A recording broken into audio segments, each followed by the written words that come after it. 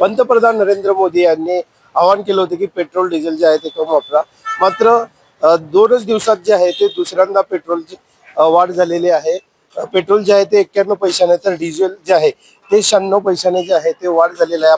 मी सध्या सोलापूर शहरातील पेट्रोल पंपावर आहे. आपण नागरिकांच्या प्रतिक्रिया आहे ते जाणून घेणार आहेत. काय सांगाल पेट्रोलच्या दरामध्ये आज दुसऱ्यांदा वाढ झाली? मोदी, तुम्हाला साष्टांग नमस्कार आहे की तुम्ही देश विकायला काढलात का देश प्रगती करायच्या मार्गावर तुम्ही करत आहात का तुमचं समजत नाही. 2 दिवसाखाली 3 रुपयानं वाढलं होतं, आता किती रुपयानं वाढलं? 91 पैसे. मग गाड्या सोडून काय मी बैलगाड्या चालवायच्या का चालत फिरायचं? कुठे नेऊन ठेवलाय भारत? अमेरिकेचं तुम्ही ऐकून तुम्ही भारताला कर्जबाजारी करून ठेवलाय. हे तुम्ही असंच चालत राहिलं तर एक दिवस आपल्यावर हुकुमशाहीची वेळ येईल. काय हुकुमशाहीची वेळ येईल आधीच. पण काय सांगायचं तुम्ही जर बरं ना असंच आहे एकीकडे सांगता. पाहू शकता नागरिकांच्या जे आहे ते संतप्त प्रतिक्रिया आहेत. काय सांगाल पेट्रोलच्या दरात वाढ झाली? काय आत्महत्या करायची वेळ आली आता. सरकारला काय कळे नाही, नुसतं मोठी बुलेट सोडून बारकी गाडी घेऊन फिरायला लागलो पेट्रोलची दाम वाढल्यामुळे. आणि सगळ्या शेतकऱ्यांचा, आम्ही शेतकरी स्वतः ट्रॅक्टर आमचं इंधन शिवाय चालत नाही.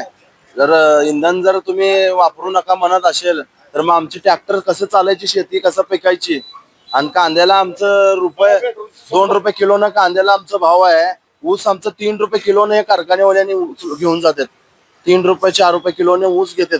आणि यांचं साखर विकतात 70 रुपये 80 रुपये किलोनं साखर विकतात. शेतकऱ्यांचं काय पूर्ण पाक वाटोळच केलं या सरकारनं. निश्चितच आपण पाहू शकता संतप्त प्रतिक्रिया आहे नागरिकांना. सर काय सांगाल, गेल्या 2 दिवसात दुसऱ्यांदा पेट्रोलची वाढ झाली आहे. मोदी पेट्रोल डिझेल जे आहे ते कमी वापरा आणि ई बाईकचा वापर करा म्हणतात. काय सांगाल? साहेब, खूप बिकट परिस्थिती आहे जनतेची. कारण जनतेचा विचार इथं सरकार करताना दिसत नाही. एक तर तरुणांना रोजगार नाही, शेतकऱ्यांच्या मालाला भाव नाही, हातात पैसे कुणाकडे नाही आहेत. आणि अशी जर पेट्रोल डिझेल दरवाढ करत राहिले तर सर्व वस्तू महागणार आहेत. वाहतुकीवर त्याचा परिणाम होणार आहे. वाहतूक महागणार आहे, त्याचा परिणाम मालावर होणार आहे. सामान्य नागरिकांच्या दरडोई खर्चावर सुद्धा त्याचा मोठ्या प्रमाणात होणार आहे. त्यामुळं सरकारला विनंती आहे की बाबा तुम्ही खरंच हे पेट्रोल डिझेल दरवाढ न करता तुम्ही तुमच्या सरकारी तिजोरीला झळ पोचल त्या पद्धतीने तुम्ही करा. पण नागरिकांच्या खिशाला झळ पोचल असं करू नका.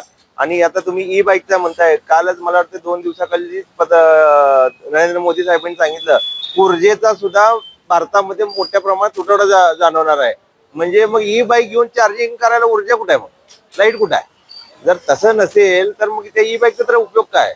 आणि आता तुम्ही हे जे नेते लोक स्टंट करतायत, महापालिका, जिल्हा परिषद सायकलवर येण्याचा, रोज वापरा ना सायकली. मग तुमच्या नेत्यांनी जर आदेश दिलाय पंतप्रधानांनी तर तुम्ही हे स्टंट 1 दिवसासाठी कशासाठी करताय? रोज वापरा सायकली. बघू बरं तुमच्यात हिंमत आहे का? एकीकडे म्हणायचं परदेशात जाऊ नका आणि लगेच दुसऱ्या दिवशी हेच परदेशाला जायचं. आता महापालिकेचे स्टँडिंग कमिटी चेअरमन आयुक्त स्वतः गेलेत परदेशाला. ह्याला म्हणजे पंतप्रधानाच्या निर्णयाला तुम्ही केराची टोपी, त्यांच्याच पक्षातले लोक केराची टोपी दाखवत आहेत. तर मग नागरिकांना त्याचा भार का, असा आमचा सवाल आहे. आणि त्या सरकारने याचा सहानुभूतीपूर्वक विचार करावा, नागरिकांवर खर्चाचा बोजा टाकू नये. निश्चितच आपण पाहू शकता 2 दिवसात जी दरवाढ झालेली आहे पेट्रोलची, त्यामुळे सर्वसामान्यांच्या तर खिशाला जी आहे ते जळ ती सोसावी तर लागत ती आहे. पण प्रशासनाने देखील जे आहे ते परदेशी दौरे करावे आणि पर्यावरणपूरक ज्या ई बाईक तुम्ही म्हणताय ते दररोज वापरावा, अशी संतप्त प्रतिक्रिया जी आहे ती नागरिकांना येताना आपल्याला पाहायला मिळते. रवी ढोबळे, जय महाराष्ट्र न्यूज, सोलापूर.